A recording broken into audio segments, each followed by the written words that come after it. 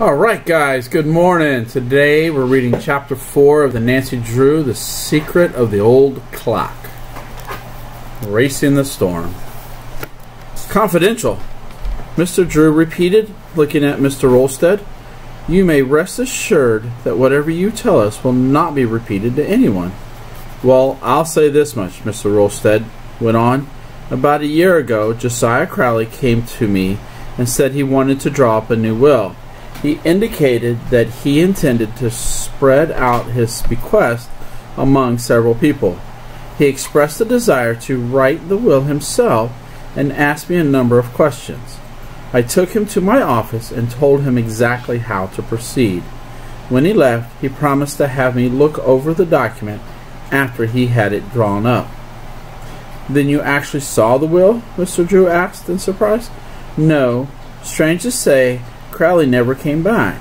I don't know whether he ever wrote the will or not. And if he did, there would be a chance that it would not be legal, Nancy spoke up.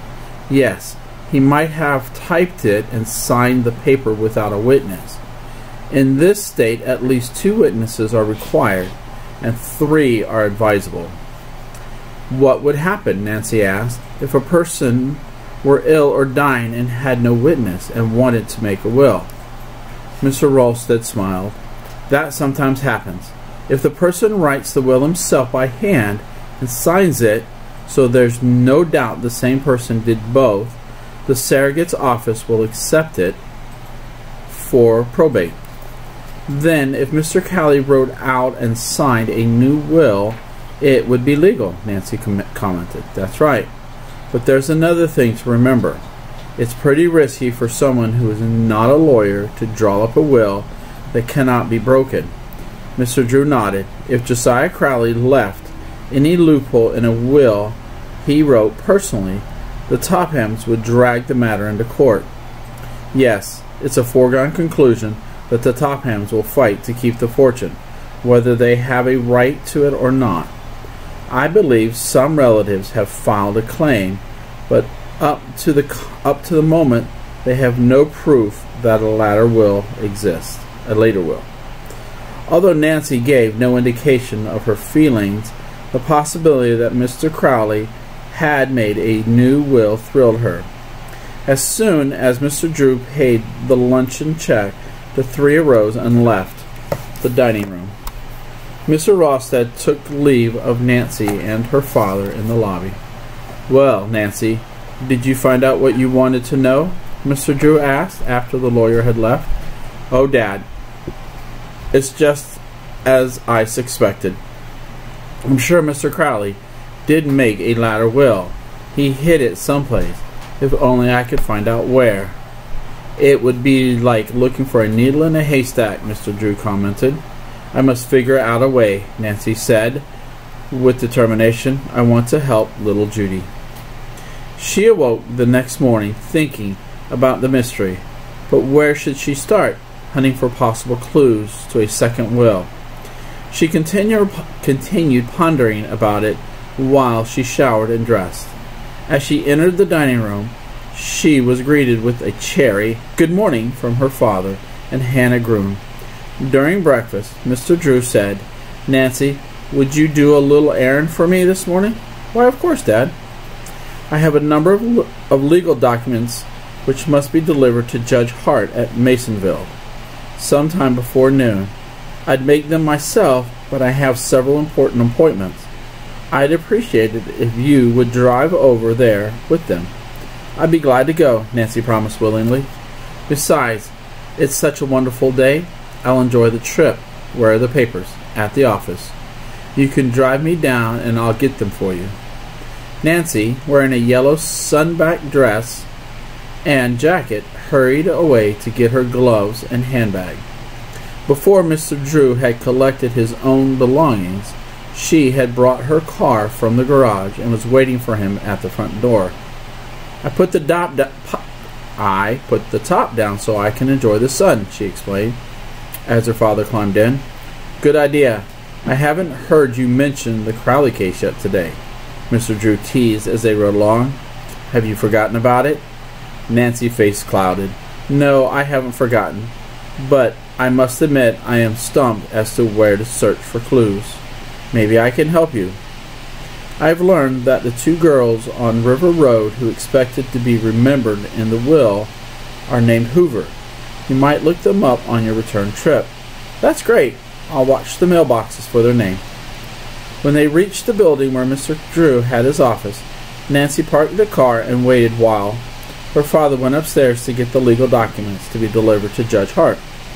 Returning a few minutes later, he placed a fat manila envelope in his daughter's hand.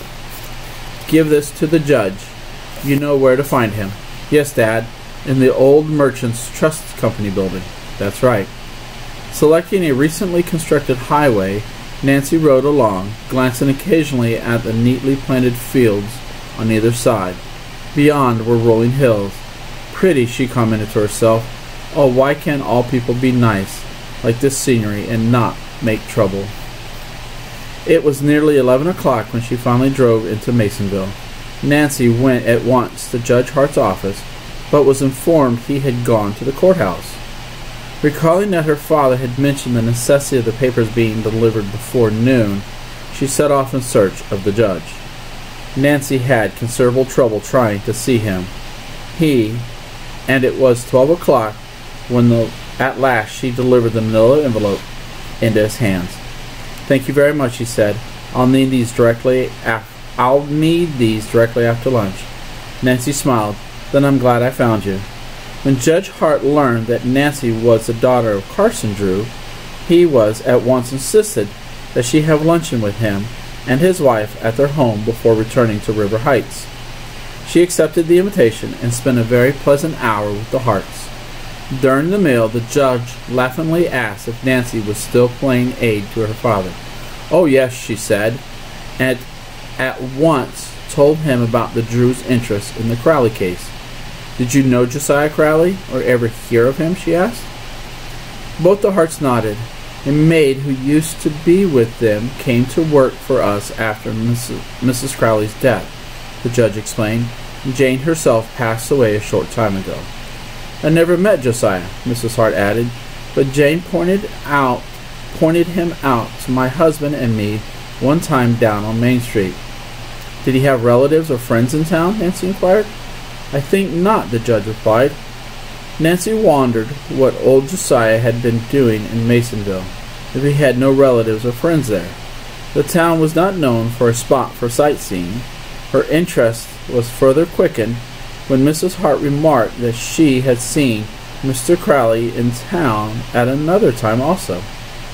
How long ago was that? The girl asked. Mrs. Hart thought a minute and then replied, Oh, less than a year, I'd say. When luncheon was over, the judge said he must leave. Nancy told the Harts she too should go. She thanked them for their hospitality, then said goodbye. Soon she was driving homeward. Why had Mr. Crowley gone to Masonville? She asked herself. Could it have anything to do with a later will? Nancy had chosen a route which would take her to River Road. Half an hour later, she turned into the beautiful country road, which wound in and out along the Muskoka River, and began to look at the names on the mailbox. Hoover, she reminded herself.